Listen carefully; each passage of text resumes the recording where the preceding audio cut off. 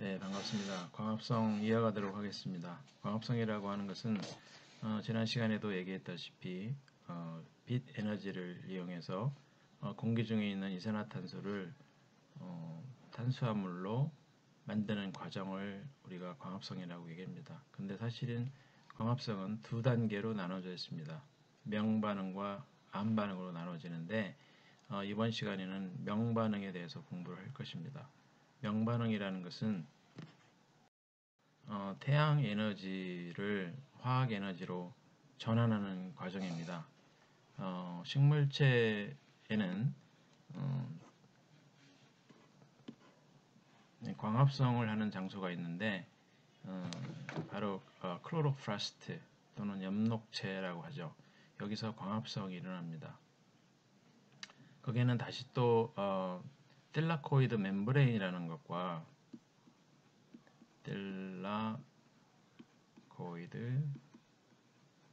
멤브레인 이것과 이게 이제 모여서 이루어진 그라나라고 하는 게 있습니다.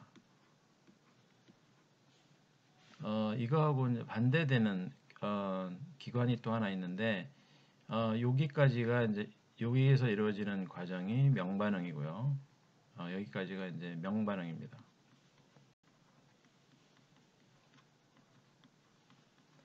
이후에 이루어지는 반응은 다음 시간에 우리가 공부할 텐데 이거하고 다르게 이제 암반응이다 이렇게 얘기합니다.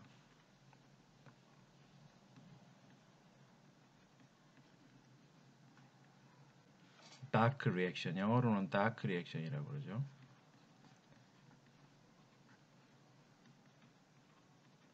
이거는 그라나에서 이루어지는 게 아니고 스트로마라고 하는 부분에서 이루어집니다. 네, 여기까지만 하고 그리고 다시 명반응으로 돌아와서 힐 반응이라는 게 있습니다. 이 힐이라는 사람이 실제로 광합성이 존재한다는 것을 이제 증명한 반응이죠. 이런 거에 대해서 우리가 이제 공부를 할 거고요. 그다음에 식물체 내 수용체 비수용체 분자들이 여러 가지가 있습니다. 우리가 대표적으로 알고 있는 것이 크로로필이 있는데 크로로필 외에도 다른 빛을 수용하는 빛 에너지를 받아서 그것을 다른 분자로 전달하는 그런 역할을 하는 분자들이 있습니다. 그러한 것들에 대해서 우리가 공부를 할 거고요.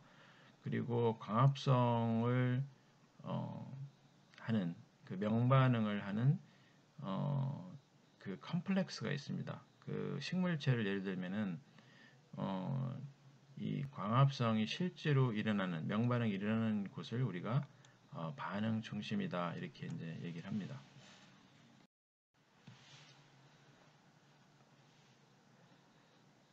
그래서 학습 목표는 빛에너지가 어떻게 ATP나 NADPH를 만드는가 이거를 우리가 이제 공부를 할 거고요. 그다음에 엽록체의 구조 및 특성, 힐 반응이란 무엇인가, 그리고 엽록체 내 빛에너지를 포집하는 분자들이 클로로필 외에 어떤 것들이 있는가, 그다음에 반응 중심의 구조는 어떻게 되어 있고 기능은 어떤가 이런 거에 대해서 우리가 공부를 하도록 하겠습니다.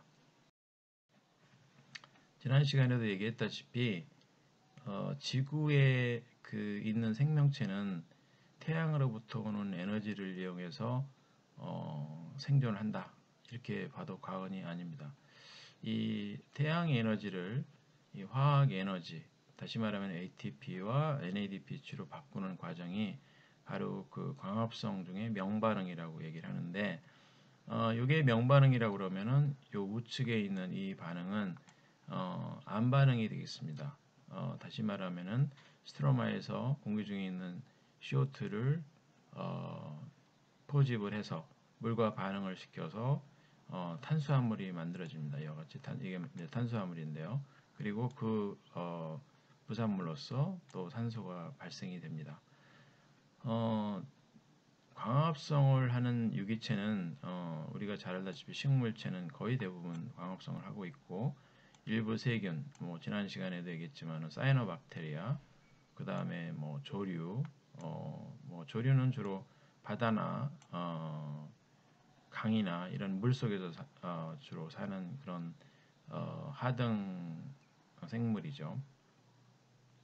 그래서 이 광합성을 하는 그 생명체의 세포가 광합성을 하는 과정에 탄수화물을 만들어내고 또 산소도 만들어냅니다. 그러면은 이제 사람과 같은 헤테로트로픽 그 셀, 동물도 마찬가지고 사람도 마찬가지고 또 대부분의 그 육상에 사는 뭐 생명체들, 식물을 제외한 생명체들은 헤테로트로프입니다. 다시 말하면 타가 영양 세균 또는 타가 영양 생명체 이렇게 이제 얘기할 수가 있는데요. 이런 그 타가 영양 세포는 여기 광합성을 하는 생명체가 만들어준 탄수화물과 산소를 이용을 해서 에너지를 얻고 살아갑니다. 그리고 부산물로서 CO2를 발생을 하고 물을 만들어냅니다.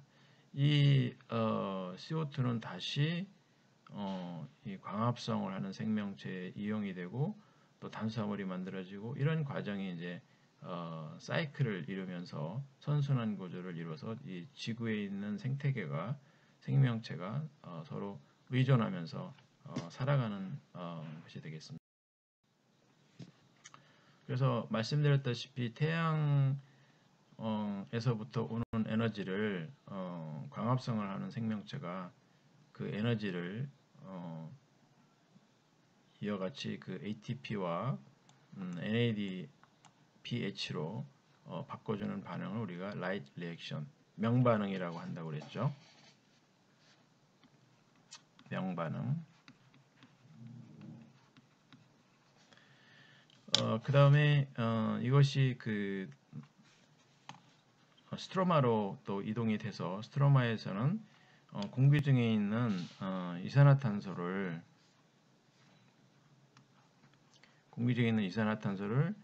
고정을 합니다. 이거를 이제 그 탄수화물로 만드는 거죠. 여기 나와 있듯이 탄수화물로 바꿔줍니다. 이 반응을 우리가 암반응 이렇게 얘기하면 다크 리액션.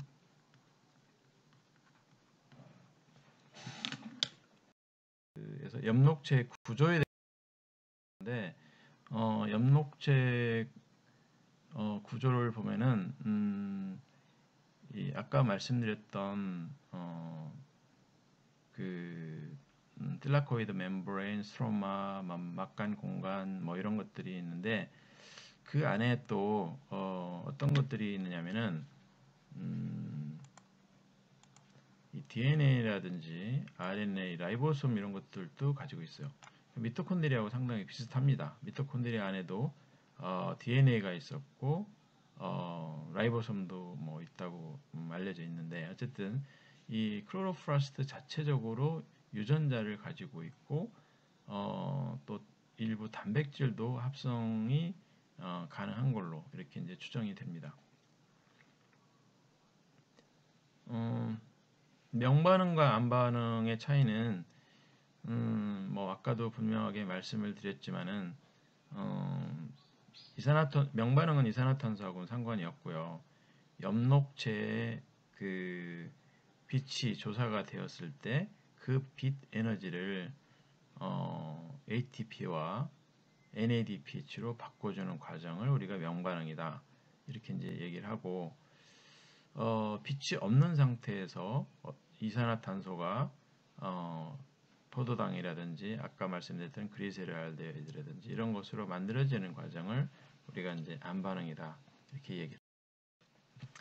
그래서 실제로 그 명반응이 존재한다는 것을 맨 처음 밝힌 사람이 이 히일이라는 사람인데 그 사람 이름을 따가지고 히일 반응이라고 이렇게 얘기합니다.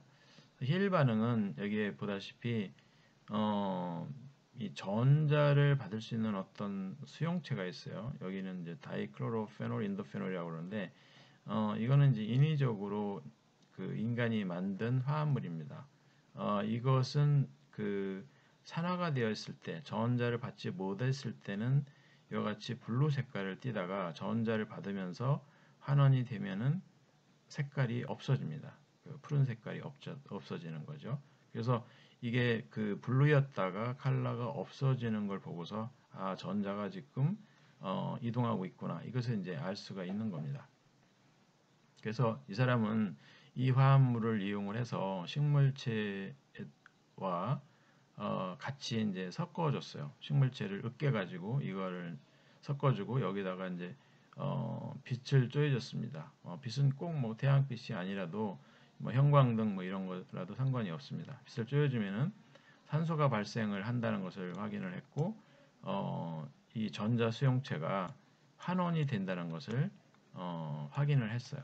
다시 말해서 그 사람이 이제 그 가정했던 것은 어떤 그 식물체의 성분이 물이 존재하면은 이와 같이 NADP를 NADP H2로 바꿔주고 거기에서 이제 산소가 발생이 된다. 즉, 이 물에 들어있는 이 산소 원자가 산소 분자로 이렇게 전환이 된다. 이거는 이제 그 명반응 클로로플라스트에 이루어지는 명반응을 증명한 실험으로서 굉장히 유명합니다. 클로로플라스트로 다시 돌아와서 클로로플라스트의 구조를 좀 더 자세하게 보면은 이 외막과 내막이 있는데 외막은 침투성이 높아서 물질들이 비교적 자유롭게 이동할 수가 있고요. 내막은 물질 이동이 조절이 됩니다. 그래서 선택적 막이라고 볼 수가 있죠. 이 스트로마 같은 경우는 그 클로로플라스트에 있는 기관인데 그 광의 비의존성 반응, 다시 말하면은 이제 암 반응이죠. 빛이 없는 상태에서 이루어지는 그 탄소를 고정하는 반응, 이산화탄소를 이용을 해서 탄수화물이 만들어지는 과정. 여기는 뭐 전분이라고 얘기를 했는데 전분만 만들어지는 건 아니고 뭐 설탕도 만들어지고 그렇습니다. 그리고 이 스트로마에 이제 DNA와 라이보솜이 이제 들어있고요. 라이보솜은 잘 알다시피 이제 단백질을 만드는 기구죠. 크기는 4에서 6 미크론 곱하기 2 미크론 이렇게 되어 있습니다.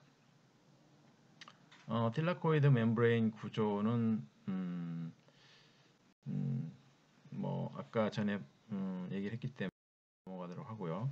그래서 명반응은 화학식으로 쓰면은 물 분자 2분자하고 NADP 플러스 2분자 그리고 8개 포톤이 다시 말하면 빛 에너지죠. 빛 에너지가 가해지면서 산소가 한 분자가 만들어지고 NADPH가 2분자가 만들어지고 또 ATP가 이제 만들어집니다. 이 ATP가 사실은 한 3ATP 정도 만들어져요. 여기는 X라고 되어 있는데 그리고 이제 물이 발생을 하고요. 이게 이제 명반응에 대한 화학식이 되겠습니다. 반면에 암반응 같은 경우는 12분자의 NADPH가 투입이 되고 또 18분자의 ATP가 투입이 되고 6분자의 CO2가 포도당 한 분자로 전환이 됩니다. 그러니까 포도당 한 분자를 만들기 위해서 18ATP만큼의 에너지가 소모가 되는 거죠. 우리가 해당 작용을 지난 학기에 배웠는데 해당 작용 같은 경우는 포도당 한 분자가 분해가 돼서 2ATP를 발생을 했습니다. 근데 만약에 포도당이 완전히 CO2하고 H2O로 산화가 된다 그러면은 최대 32ATP까지 발생이 된다 이런 얘기를 했었습니다. 근데 이 식물체에서 이루어지는 광합성 반응은 그 반대죠. 그러니까 여기 CO2와 여기 있는 물 분자를 합쳐서 결합을 시켜서 유기물질인 이 포도당이 유기분자인 포도당이 만들어지는 과정입니다. 여기에 이제 이렇게 많은 ATP와 많은 분자의 ATP와 또 12분자나 되는 NADPH라고 하는 환원력이 관여를 하는 거죠. 그러면은 이제 과연 이런 많은 에너지를 어디서 얻을 수 있느냐? 이거는 뭐 방금 전에 얘기했듯이 바로 명반응. 역시 이제 광합성의 한 반응이지만은 빛 에너지로부터 여기에 이제 빛 에너지입니다. 이 빛 에너지로부터 만들어지는 이 NADPH, ATP 요거를 이제 암 반응이 이용을 하는 거죠. 그래서 우리가 미토콘드리아의 경우 미첼 이론이라는 게 있었어요. 미첼 이론이라는 것은 미첼이라는 사람이 전자가 전달이 되면서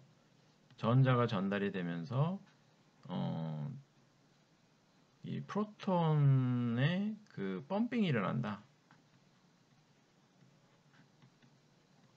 다시 말하면은 미토콘드리아의 매트릭스에서부터 막간 공간으로 이 프로톤이 이동을 한다는 거죠. 그러면 이제 이 매트릭스 쪽에 있는 수소연 농도는 낮아지게 되고 이 막간 공간에 있는 수소연 농도는 올라가게 됩니다. 그러면은 이제 이 이너 멤브레인 중간에 이제 이너 멤브레인이 있는데 이 내막을 기준으로 해서 이 안쪽은 수소연 농도가 낮고 위쪽은 수소연 농도가 높은 상태가 되는 거죠. 그래서 이걸 우리가 이제 프로톤 그레디언트라고 합니다. 여기에 나와 있듯이 이 프로톤 그레디언트라고 그러는데 이 프로톤 그레디언트가 생기면은 일종의 이제 이게 에너지이기 때문에 프로톤 모티브 포스가 생기게 됩니다. 그러니까 에너지를 만들 수 있는 힘이죠. 이 프로톤 농도 굽에 의해서 여기는 농도가 낮고 여기는 농도가 높기 때문에 위에서 높은 데서 낮은 데로 돌아올 때 다시 이제 이렇게 돌아오게 되는데 돌아올 때 그 힘을 우리가 프로톤 모티브 포스 이렇게 얘기하고 이때 이 힘을 이용해서 ATP가 이제 만들어지는 거죠. 이런 똑같은 현상이 미토콘드리아에서만 이루어지는 게 아니고 이 클로로플라스트 엽록체에서도 이루어지게 됩니다.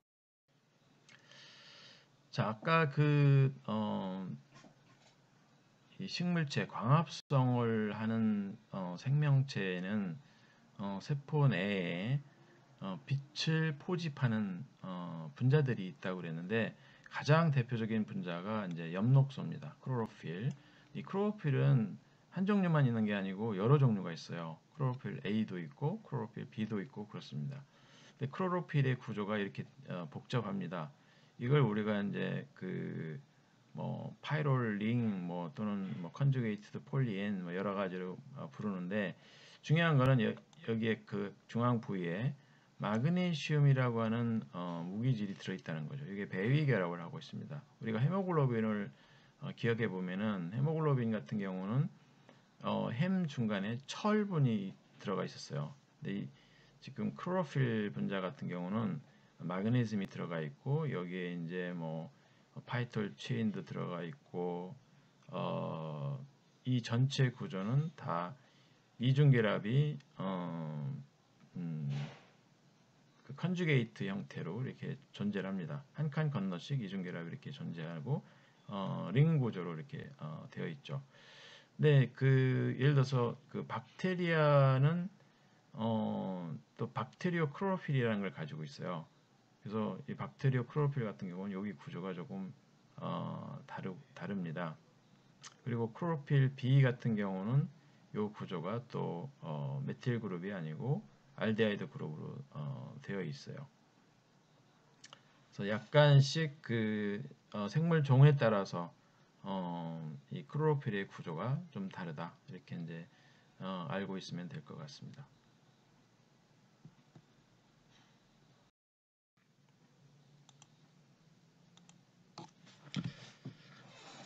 네, 엽록소가 흡수하지 못하는 빛을 흡수하는 색소를 보조색소다 이렇게 얘기를 합니다. 대표적인 것이 베타캐로틴, 또 파이코 에리스로빌린이 있고요.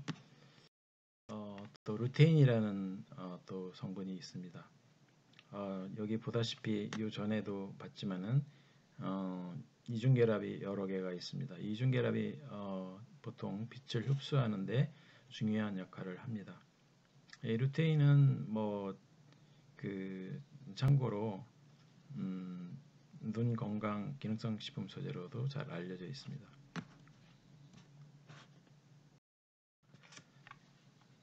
태양빛은 상당히 광범위하게 파장대를 보여주고 있는데 여기에 있는 모든 빛을 다 흡수할 수는 없고요.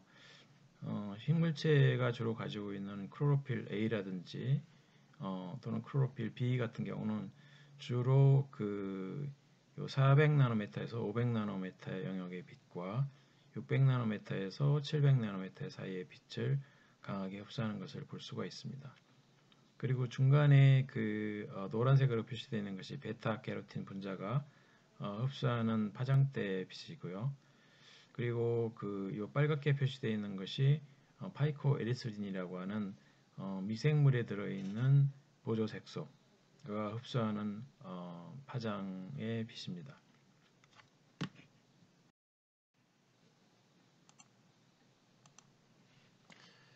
지금부터 굉장히 중요한 얘기를 하겠습니다.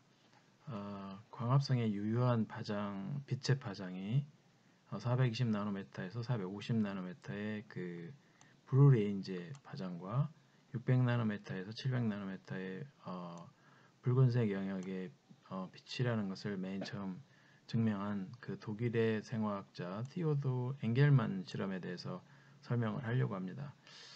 엥겔만은 이런 직선 모양의 LG, 광합성을 하는 LG를 가지고 실험을 했는데요. 여기다가 다양한 파장의 빛을 쪼여주고 그 근처에는 이렇게 까뭇까뭇하게 생긴 것이 호기성 미생물입니다. 호기성 미생물을 두었습니다.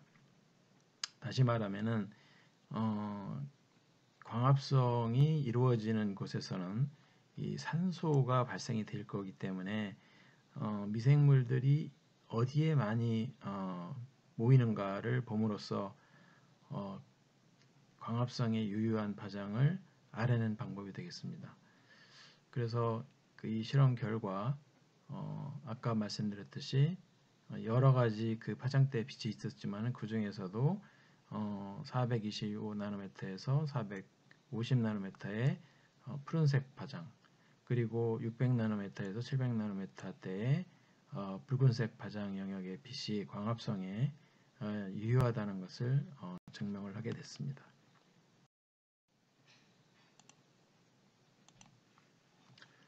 그러면은 광합성을 하는 생명체에 빛이 쪼여졌을 때 흡수된 빛이 광합성을 하는데 사용되기도 하지만은 구체적으로 어떤 형태로 전환이 되는지를 살펴보도록 하겠습니다. 우선 첫 번째로 열로 손실이 되는 경우도 있고요. 또 빛으로 소실이 되는 경우도 있습니다. 예를 들면 형광이나 인광 이런 것을 이제 낼 수가 있습니다. 또 한 가지는 공명 에너지 전이라 그래가지고 근처에 있는 분자로 에너지를 전이하는, 양도하는 그런 형태가 있을 수가 있습니다. 요거에 대해서는 이 광합성과 연관이 되어 있기 때문에 다음 슬라이드에서 조금 더 자세하게 설명하도록 하겠습니다. 이 반응 중심, 다시 말하면 광합성의 단위가 이 반응 중심과 클로로필이라고 하는 색소로 이루어져 있는데요.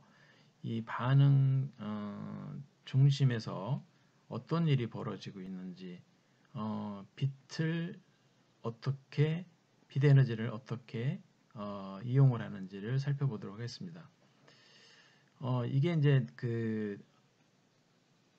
광합성의 한 단위라고 이렇게 우리가 한번 생각을 한번 해보면은 여기에 이제 빛이 이렇게 쪼여지게 되면은, 물론 이제 요 가운데 반응 센터에 빛이 쪼여질 수도 있지만은 요 주변에 있는 보조 색소들, 그런 분자들한테 빛이 쪼여질 수가 있습니다. 그러면은 이 보조 색소 분자에 있던 그 전자가 그 빛을 받게 되면은 이게 이제 익사이테이션이 되죠. 그래서 이제 이렇게 흥분된 상태가 됩니다. 다시 말하면 에너지가 높아진 상태로 되고, 자기가 가지고 있는 에너지를 옆에 있는 분자한테 전달하게 되면은 다시 자기 전자는 기저 상태, 그라운드 스테이트로 다시 돌아오게 되죠. 그런데 그 자기는 돌아오지만은 이제 옆에 있는 이 전자는 또 익사이테이션이 돼서 여기가 돼서 굉장히 그 에너지가 높은 상태로 됩니다. 그러면은 이 분자는 이 반응 센터에 또 에너지를 전달해서 이쪽 3번으로 가는 겁니다. 가서 자기가 가지고 있던 에너지를 여기에 이제 전달을 하게 되면은 여기에 있던 전자가 이쪽으로 이렇게 튀어 올라가게 돼요. 그러니까 그 에너지를 받아서 excited 그런 상태가 되는 거죠. 그리고 이제 이 분자는 다시 기저 상태로 돌아오게 됩니다. 자, 이렇게 되면은 이 반응 센터에 있는 기저 상태에 있던 이 전자 한 개가 이와 같이 에너지 상태가 높은 상태로 되면서 전하 분리가 일어나요. 마이너스 차지, 플러스 차지 이런 식으로 전하 분리가 일어나게 되고, 여기에서 전자가 발생을 해서 이게 이제 흘러가게 됩니다. 그래서 아까도 말씀을 드렸지만은 이 광합성의 단위체는 그 일개 반응 센터하고 주변에 수백 개의 엽록소 분자로 이루어져 있습니다. 이게 이제 그 광합성의 한 단위로 보면 되겠습니다. 클로로필이 그 빛 에너지를 흡수를 해가지고 익사이테이션 트랜스퍼 방식으로 이제 반응 센터로 그 에너지를 전달하죠. 아까 공명 에너지 전위에서 설명했던 것과 마찬가지입니다. 그래서 빛이 어디에 비춰지더라도 결국은 이제 그 에너지가 여기 이제 반응 센터로 전달이 되고, 이 반응 센터에 있는 분자가 전하 분리가 일어나 가지고 전자 하나가 이제 탈출하면서 전류가 이제 전자가 흘러가기 시작을 하죠. 그러면서 이제 에너지를 만들 수 있는 동력이 생기는 겁니다. 그래서 반응 중심이 아까도 말씀드렸듯이 광합성의 단위가 되기 때문에 여기에 대해서 조금 더 자세히 살펴보면은 빛 에너지를 화학 에너지로 전환시키는 막 구성 성분들을 여기에 가지고 있고요. 또 반응 중심에서 제거된 이 전자가 광학계라고 하는 포토 시스템이라고 하는 을 통하여 이동을 하면서 이때 그 프로톤 펌핑이 일어나게 됩니다. 아까 전에 설명했던 이게 이제 그 소위 말하면 프로톤 그레디언트를 만들게 되고, 이게 프로톤 모티브 포스를 형성을 하고, 이 프로톤 모티브 포스가 결국은 이제 ETP를 최종적으로 합성하는 원동력이 되는 거죠. 자, 그러면은 빛 에너지가 어떻게 화학 에너지로 바뀌는지를 살펴보도록 하겠습니다. 이게 이제 빛 에너지가 식물체의 클로로플라스트에 그 떨어지게 되면은 일단 포토시스템 2 그리고 여기 포토시스템 1이 있죠. 여기에서 그 발생된 전자가 실라코이드, 이게 이제 실라코이드 멤브레인인데, 이 실라코이드 멤브레인은 이중막으로 되어 있습니다. 이 실라코이드 멤브레인을 따라서 이제 그 쭉 전자가 이렇게 흘러가게 되어 있어요. 이거에 대해서는 우리가 나중에 공부를 할 거고요. 이 과정 중에 그 스트로마 쪽에 있는 수소이온이 이 틸라코이드 루멘 쪽으로 이동하게 됩니다. 그럼 이 루멘 쪽의 수소이온 농도는 높아지게 되고 바깥쪽에 그 스트로마 쪽의 수소이온 농도는 낮아지게 되고 이제 소위 말하면 프로톤 그레디언트가 이제 형성이 되는 거죠. 그러면 이것이 하나의 그 동력이 돼서 바깥으로 나올 때 ATP 신테시스라고 하는 효소를 통해서 나오게 되면은 ATP가 합성이 되고 아까 여기서 물에서부터 그 탈출된 전자가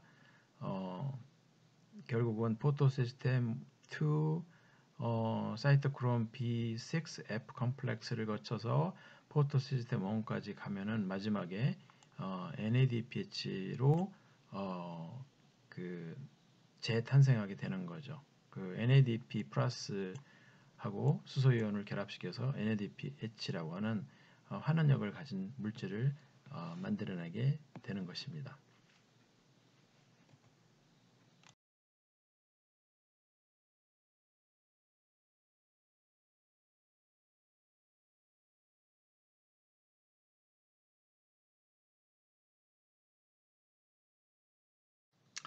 그래서 이번 시간에 강의했던 내용을 요약을 해보면은 식물체의 엽록체는 빛을 포집해서 광학 시스템을 통해서 ATP 또 NADPH, NADH가 아니고요, NADPH가 만들어지게 됩니다.